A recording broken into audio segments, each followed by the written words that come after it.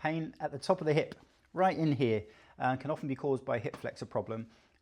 So I often see people trying to manage this, doing their best by stretching it out. So you'll often see things like this, one leg back, one leg forwards, pushing the hip and driving over the top, which is actually a brilliant stretch for the hip flexor.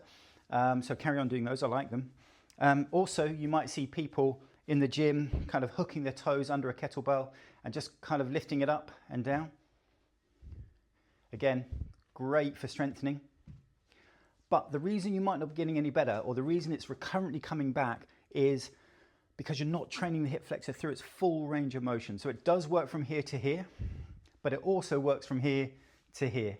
And if you're weak through this last little bit of range, it could be the reason why you're getting this recurrent stabby pain after you've been sat down for periods of time, or when you're exercising or out walking. The way to fix it is with a chair.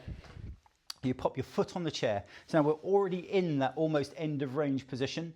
Now we just need to train the hip flexor through here. All you do is you pick your knee up, hold for a second or two, and down.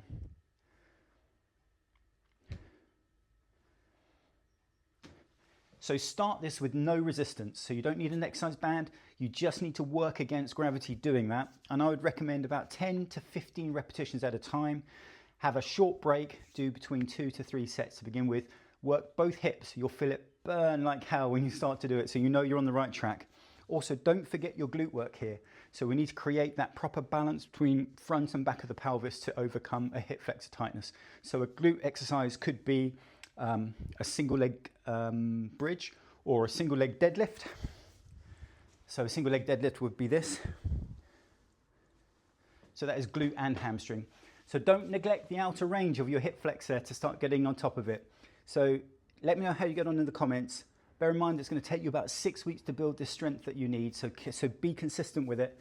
And in the meantime, if you want more information on staying fitter, stronger and healthier, particularly if you're over 50, please drop me a follow.